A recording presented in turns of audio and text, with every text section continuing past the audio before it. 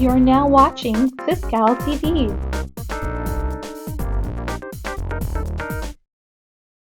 Good afternoon, everyone.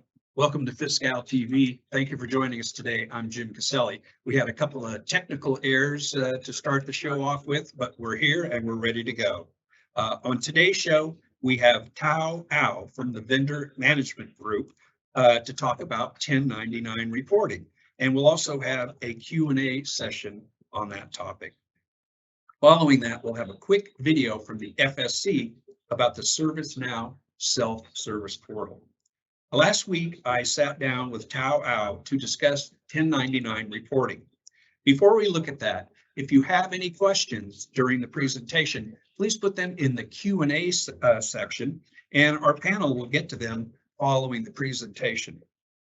I'd also like to ask you to include your email address with your question. That way, if we cannot provide an answer to you during the show, our panel will be able to follow up with you. Now, here's my conversation with Thao. Thao, welcome to FICal TV. Thank you for joining us today. Thank you, Jim. As we always do on FICal TV, always ask our guests to give a little bit of background before we get started. Yes. Hi, Jim, and hi, everyone. My name is Thao Au, and I'm from the SEO Vendor Management Group. We actually handling the 1099 reporting in FICal and support the departments for their 1099 reporting. All right, and I know that you have a nice presentation today. Let's get started. Does each department need to register with the IRS or FTB in order to electronically transmit the 1099 text files? Actually, no. FICal and SEO will consolidate the 1099 data across all the FICal departments based on the final 1099 reports that are certified and provided by the departments, then produce the 1099 text files. SEO Vendor Management Group will electronically transmit the 1099 text files to the IRS and the FTB, which is the Franchise Tax Board. And we also work with the SEO disbursement team to print the 1099 forms, which is in the PDF format, and then mail all the 1099 forms to the suppliers. Okay, and what type of 1099s can be processed in FICal? FICal can generate the 1099 NEC, which is the non-employee compensations, 1099 miscellaneous, 1099 interest, and 1099G. SEO Vendor Management Group is also handling the State Reportable Payments Program, which is the SRPP, to support all the participants in 1099 reporting. If your departments need other 1099 types, such as the 1099S, we have different alternatives to support your departments to report other 1099 types that are not currently in FICal. If you need more information about that, please reach out to the SEO Vendor Management Group at FISVMG 1099 Support Unit at sco.ca.gov. And we are planning to have another segment in December providing more information to deferred exempt departments as well as 1099S reporting. Okay, and besides that, I'd like to remind everybody that if you have any questions during the presentation, please put those in the Q&A portion on your screen there, and we will get to those at the end of this. Okay, Thao, you said the departments need to provide the certified 1099 reports. So what are the 1099 reports that departments need, and how do they submit those reports to FICal/SCO? So the departments need to validate the reportable payments report, both summary and detailed reports from January 1st to December 31st of the calendar year that you need the 1099 reporting. You can refer to the Job A in FICal number 417, run the 1099 reportable payments report to run the 1099 reports for your review. And I'm going to share example of how the 1099 reports look like from the lower testing environments. So here is the testing environment showing the detailed reportable payments report. It actually shows the detailed payments, invoice, and voucher information associated with each 1099 payment or transactions. It's also display the 1099 classifications with the descriptions for the 1099 classifications and the $1099 amounts for each vendor. And it's also here is the summary 1099 reportable payments report, which shows the mailing address to send the 1099s to the supplier. And it's also provide the subtotal 1099 amount for each 1099 type and classifications, and the total vendors on the summary report would be matched with the total vendor on the detailed report. So when your departments verify the 1099's reports is accurate, you can follow the instructions on the final 1099 communication from FICal to provide the certifications and the final 1099 reports of your departments. Okay, and when does FICal SCO send the final 1099 communication, and what is the deadline to provide the year-end certified 1099 reports? So the final 1099 communication is sent out in December to provide the year-end deadlines as well as instructions for the departments to review and submit the 1099 reports. The year-end deadline is different each year, but it's always in the early first week of January. So to prepare for the year-end 1099 reviews, vendor management group suggests all the departments to review the 1099 reports 3 times per calendar year. And therefore, vendor management group will send trimester communications through the FICal communication channels to provide more instructions and remind the departments about the 1099 reviews and validations. And I'm going to share a flowchart to help your departments visualize how this trimester reviews would work for 1099. And for the first trimester communications, we usually send out the reminder in April to provide instructions and the due date of the first summary and detailed reportable payments report. Your departments are suggested to review the 1099 reports from January to April of the year. And then in September is when we usually send out the second trimester communications to provide instructions and the due date of the second summary and detailed reportable payments when those reports will be due. We suggest your departments to continue review the 1099 reports from May to August. However, it's up to your departments to validate the 1099's report with a different suggestions timeline that we have here. Your departments can also review the reportable payments report more frequently as needed. The purpose of the trimester review is to prepare for the final reports due in the early of January, which will be notified on the third communications. And we usually send the third trimester communications or the final communications in December to notify all departments about critical deadlines, which is the due dates in the first week of the January, that your departments will need to provide the final 1099 reportable payments report, both summary and detailed reports. And the reports must be validated from January 1st to December 31st of each year. Okay, and can departments request an extension if they miss the deadlines of the trimester reviews? So the first and second trimester reviews are preparations for the year-end reviews. So yes, we can extend the deadlines for your departments. However, for the third trimester reviews from January 1st to December 31st, it's important that your departments provide the certifications on time. This will allow us enough time to review and consolidate the 1099 information from all FICal departments. In addition, we have a due date with the disbursement team who will help us to print and mail the 1099 forms by IRS deadlines, which also requires additional processing time. Therefore, it's highly suggest your departments to follow the 1099 trimester review to reduce the workload at the end of the year end and increase the accuracy of the year-end reports. And Thao, since FICal or SCOVMG will consolidate the 1099 data, is there anything that the departments need to prepare for the 1099 consolidation? Yes.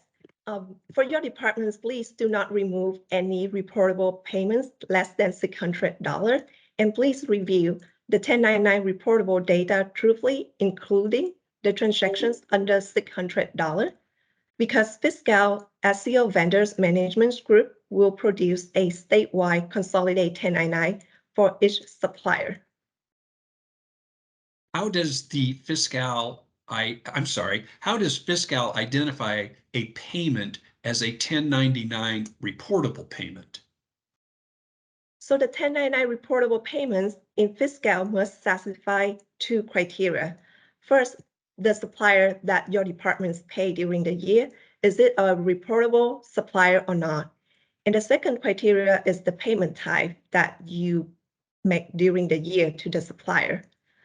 For the first criteria, reportable supplier, according to the same manual sections A422.190, reportable supplier is based on the entity type, and this information can be found on the STD-204 forms that is provided by the supplier. Vendor Management Group will set up the reportable supplier in the system with the 1099 reporting applicable. And I'm going to show an example of how a reportable supplier is set up in the system.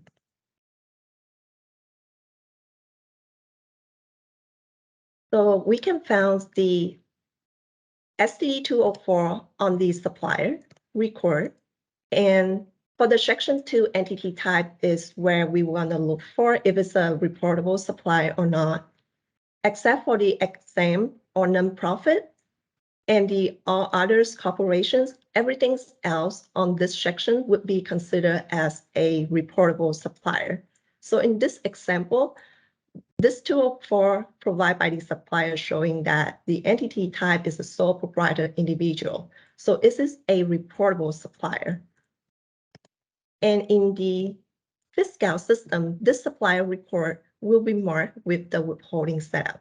For the payments, for the second criteria of the payment type, this is based on the account number used on the voucher. And the 1099 account number is called to classify the financial and budgetary transactions. Your departments can refer to the Department of Finance website for the chart of accounts crosswork. And I'm going to show some example of how the chart of accounts looks like. So when your departments go to the Departments of Finance website and going to the chart of account crosswork,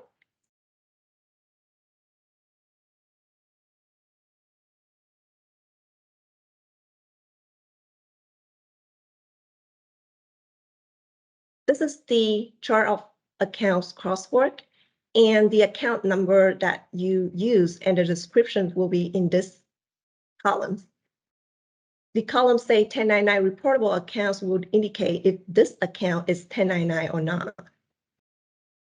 And if you use any accounts that have nothings or no descriptions on the column of the 1099 reportable accounts, it means this account number is not a 1099 account and not qualify for the second criteria of the payment type for 1099. However, if you use any accounts, for example, if you use this account, which corresponds to the M1 space 1 in the 1099 reportable account columns, this indicates that this account is a 1099 account and the payments is reportable under the 1099 NEC class 1. Okay, so if a department finds discrepancies or they disagree with the 1099 data shown on the 1099 report, how can they fix that? So your departments can follow the job aid in FICal number 23A, issuing correct/new 1099 to make manual adjustment on the FICal adjust withholding page.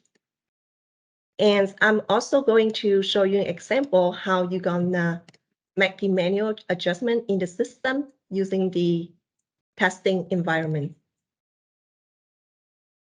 So when your departments assess the adjust withholding screen, you would just need to provide the supply ID that you want to make the adjustment. Hit search, and you would type or look up your business unit number. For example, I look up this business unit number, and you can fill out this information in this area to narrow your search. For example, if you just hit search here, it will show everything under your business unit.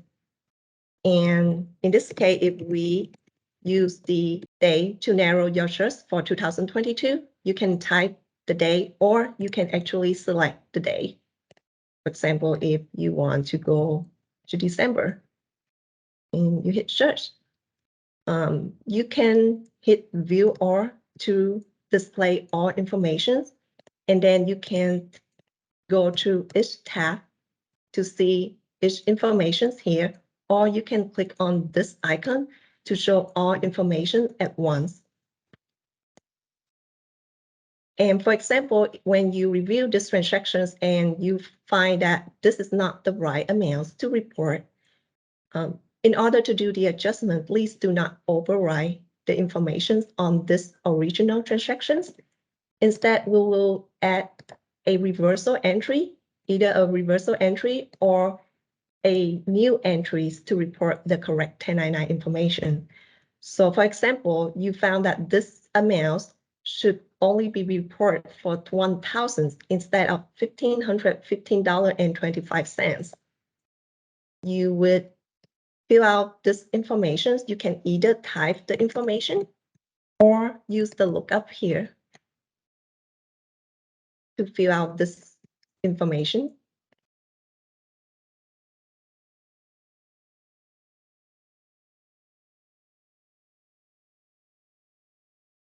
And for this part is display similar information. You can just select the first one. And the basic amount is the amount that you want to adjust. So this one is not the right amount. You would want to adjust everything. And this column, this two columns should be 0.00. And for the payment date and declaration date, it could be any day within the 2022, the tax year that you want to do the adjustment. You can leave it as today's day. And you're gonna add another transactions. You can either type or look up this information here.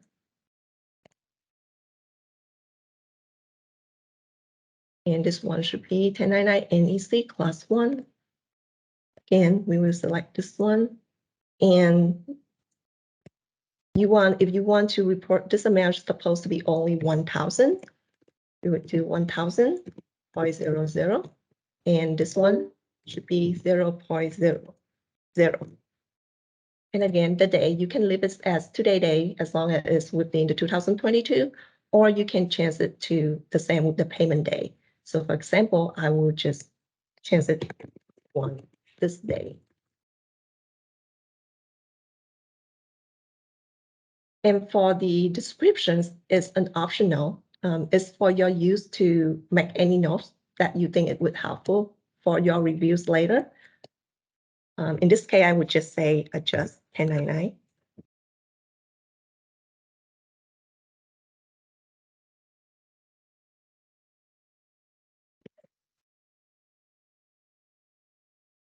Just for example, but this is optional and you can put wherever you want to. And then you can hit save. So once you save this information, this is how you would make the manual adjustment in the FICal system. And in case if you have a high volume of 1099 transactions, that manual adjustments is not doable. Your departments can upload the 1099 adjustment to the system through the 1099 interface, and you can find more information on the Java in FICal number 41A 1099 reporting adjustment interface. After you complete the 1099 manual adjustment or the 1099 interface uploading, you can rerun the 1099 reports to ensure that all the adjustments has been complete correctly and displayed on the reports. So if the FICal system can validate 1099 information based on the supplier and the voucher information, why does the 1099 reportable information have discrepancies that might need to be adjusted or corrected? It can be due to different and many reasons. And one of the common reasons would be the departments use the incorrect account number on the voucher, and the correct account number to use may have different 1099 reporting requirement. Another popular common reason would be the supplier change or update their entity type information, as well as the TIN, which is the FIN number or SSN number that they use, or their legal names, their legal business name, which may impact the 1099 and manual adjustment or 1099 adjustment may need. Okay, Thao, now for the most important question. If departments have questions relating to 1099 information, who should they contact? Yes, the departments can contact the SEO Vendors Management Group at FIS VMG 1099 Support Unit at sco.ca.gov. That's great. Thanks all. Thank you so much for all of the great information today, Thao. And once again, thank you for being with us on FICal TV. Thank you. Once again, I'd like to thank Thao for being with us. Now I'd like to introduce Patty Moore and Greg Okamura to answer any questions that you might have. And if you do have questions at this point, please use the Q&A area and send those in and we'll answer them. Patty and Greg, welcome to the show. Glad to have you with us. Thank you, Jim. Glad to be here. Okay. I do have a couple of questions. And again, if you have any questions, please send them in. Use the Q&A area there. Here's the first one. Do departments need to delete amounts less than $600? Good question. Thank you, Jim. No, departments do not need to remove amounts less than $600. The FICal system, being a statewide system, aggregates all reportable payment amounts across BUs, FICal departments, for each supplier. So if one department pays a supplier less than $600, but that same supplier receives multiple payments from multiple departments, all of those amounts are aggregated into one 1099 document so that the taxes are reported correctly for the state of California. Okay, thanks for that. Now, here's our next question. How long do we have to do any corrections to our 1099s if there are errors? So the deadlines are going to vary depending on the intent. So if the intent is to correct any values that are going to be reported to the original 1099, there's usually the cutoff date will usually be within the first week of a new calendar year. That's going to vary year to year depending on our IRS deadlines. But generally speaking, it doesn't go past the first week of the year. If we discover the errors, after the original 1099 is published, the IRS gives us 4 years to make any corrections to pass filed 1099s. So okay, that answers your question. We actually don't have any other questions, but I know there was, let me see here, hold on. I know there was a question earlier regarding, oh, hold on, we do have some questions coming in here. If our vendor returns part of the payment, how do we reduce the 1099? So there is a correction process that goes through. It's called the adjust withholding page. So that allows you to go in and make the adjustments on behalf of your BU, and then you would use the 1099 support inbox email address to let BMG know that we have conducted a correction on that, and then we can initiate the process to get the 1099 correction, which will be identified on the 1099 with a little checkbox at the top for the corrected 1099, and we can reissue those out to the recipient or of the 1099 in that case. Yes. Okay, and when making corrections for a reverting year, does the declaration date change, or do we have to change this date to reflect the reverting year? Making corrections for reverting year. So I'm assuming then we're talking about a prior year. The declaration date change would have to be reflected in the year that you want to do the correction for. So for example, if we discover that payments were errantly reported in the year 2020, and we need to go back to make that correction, when you work within the adjust withholding page, we want to make sure that we are reflecting the correct date. It does not have to be a specific date. That might be something that your department wants to put in there for your details, but as long as it is within the calendar year of, say, 2020, we want it between January and December 31st of that year, and that way when we run the print on it, it'll pick capture for that proper year, and it'll display on the 1099 correction form the correct year. Okay, here we have another question regarding deadlines. When is the January deadline to submit the 1099? And they say that the first week seems early with holidays and waiting for all of the December vouchers to post. Yeah, generally speaking, it's actually going to be the deadline is usually the first week, somewhere within the first week. For example, I looked up last year's. I think we had the date set on the 4th, and we do understand that is a short turnaround.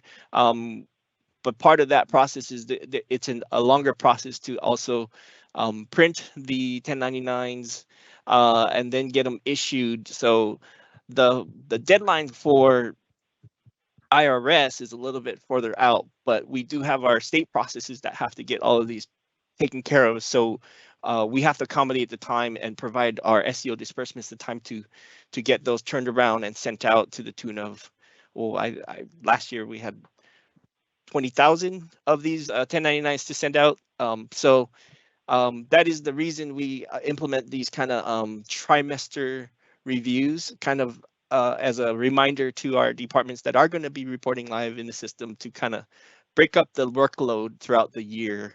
So that is kind of our recommendation, is to review these on a scheduled basis. Yeah.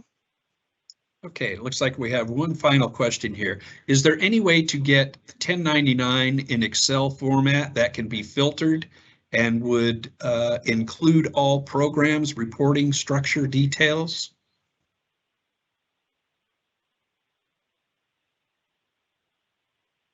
Oh, I see you're doing some thinking there.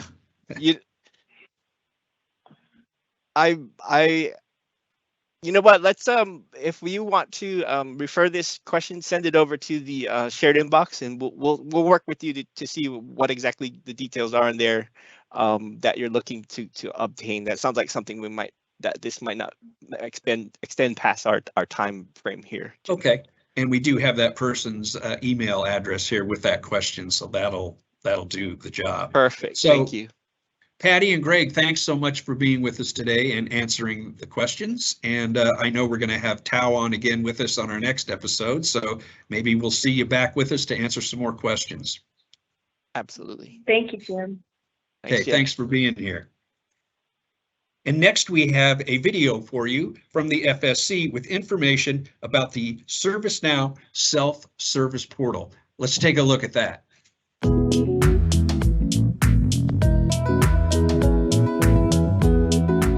The ServiceNow Service Portal is your one-stop shop for FICal resources. Here, you can access job aids through our knowledge base, submit, view and manage your cases, access pending surveys, download commonly used forms, and review relevant items based on your prior activity.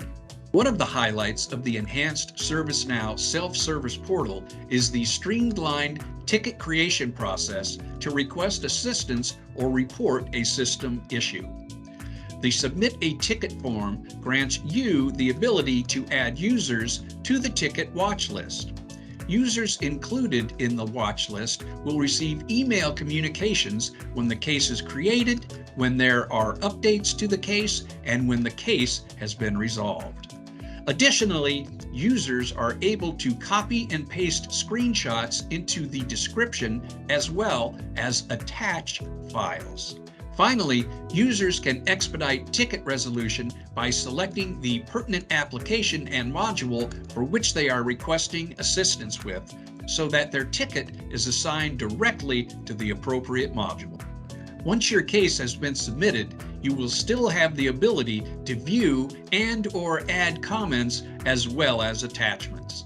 The case will also display the estimated time of completion, ETC, and status of your ticket. Lastly, as an added feature, the ServiceNow self-service portal provides a departmental dashboard to authorities and designees with departmental-wide view and drill-down access to all tickets. Departmental authorities and designees may request access to this dashboard for additional staff by sending an email to the FICal Service Center. We hope that the ServiceNow self-service portal improves your FICal experience. And that's our show for today. Thank you for joining us, and I'd like to thank Thao, Patty, and Greg for being with us. And just a reminder, Thao will be back with us on our next show, and she'll be talking about the SRPP 1099 reporting. And David Simbal will also be with us from the FSC. And speaking of our next show, I'd like to remind you that we traditionally do a combined November-December show due to the holidays and whatnot. So our next show will be on Thursday, December 8th at 1:30. Once again, thank you for joining us. And from everyone here at FICal TV, see you next time. You've been watching FICal TV. To view this and other episodes of FICal TV, please subscribe and follow our YouTube channel.